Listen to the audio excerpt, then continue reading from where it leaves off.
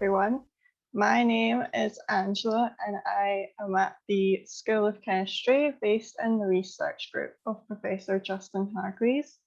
And my research is interested in making ammonia synthesis a sustainable process.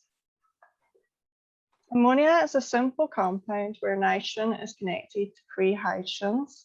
But what is the importance of ammonia? Ammonia is mainly used to make fertilizers. These fertilizers are necessary for sustaining crops and for providing food for 40% of the world's population. Almost 130 million tons of ammonia was produced in the year 1999, with more than 80% of this being converted into fertilizers. With the world population expected to continue to grow, and food production needing to increase by 70% by the year 2050, ammonia synthesis will remain an important process. In order for such large amounts of ammonia to be produced, an industrial process has been developed called the Heinekenbosch Process. This process was invented at the start of the 20th century and was one of the most important achievements of that century. The process involves combining nitrogen directly with hydrogen to produce ammonia. The reaction takes place at a temperature between 400 and 500 degrees and has a high pressure that is 100 to 200 times that of atmospheric pressure. However, even with these extreme conditions of high temperature and very high pressure, this process cannot occur without a special ingredient, and this is a catalyst. The catalyst speeds up the production of ammonia, which then goes on to make the fertilizers. The catalyst used in this process is an iron catalyst. Iron is cheap, highly abundant, and can have a lifetime of over 10 years under the right conditions. However, this process does have some major disadvantages. As mentioned before, the process uses high pressures and high temperatures, and this results in it using 2% of the annual global energy demand. Furthermore, this process contributes to global warming by producing 1.6% of man-made CO2 emissions every year. One other disadvantage is that the catalyst used in this process is susceptible to poisoning, and when this happens, ammonia can no longer be produced. Therefore, this process can be improved and needs to be made more sustainable. So how can we make ammonia in a more sustainable way? This is where my research will hopefully help to solve this problem. One possible solution is to use renewable resources, such as solar or wind power, to generate the energy required. It would also be desirable if the ammonia could be produced locally on a small scale next to the crop growing fields.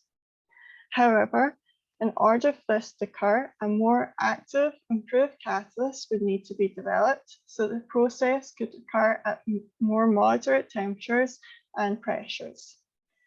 Therefore, my research is interested in developing an improved catalyst so the process can be improved. So one possible suggestion is to use chemical looping, which is shown on this slide. This process involves two steps. The first step involves reacting nitrogen directly with a metal to form a metal nitride. A metal nitride is a material where the nitrogen is directly bonded to the metal. In the second step, hydrogen reacts with the nitrogen in the metal nitride to form the ammonia, and the original metal is produced. This thing can continue on and the cycle can go round. In order for the process to occur, energy has to be supplied. This energy could be supplied from solar power. Furthermore, the hydrogen needed for this process could be generated from the solar power splitting of water to produce hydrogen. One other advantage of this process is that it can occur at atmospheric pressure, Therefore, the high pressures needed for the Heinekenbosch process are not required in this case. So I've tested 4 catalysts for this material, and they were reacted directly with hydrogen at 400 degrees in atmospheric pressure. And this was done to see if this alternative chemical looping process would be viable. And we can see that ammonia was produced. Therefore, it's possible that this chemical looping process could be an alternative to making ammonia. Future steps would be to try and test alternative metal nitrides to find the most active and stable material. I also need to see if the metal can be regenerated from the metal nitride so the cycle can continue. So from the Paris Agreement, nations agreed that they would need to reduce their greenhouse gas emissions. And as a result of this, the UK is aiming to have net zero by the year 2050. The UN have also proposed 17 sustainable development goals that aim to make the future a more sustainable future. And this is aimed to be done by the year 2030. My research is interested in 5 of these goals. Number 1, no poverty. Number 2, zero hunger. Number 7, affordable and clean energy. Number 9, industry, innovation and infrastructure. And also number 13, climate action.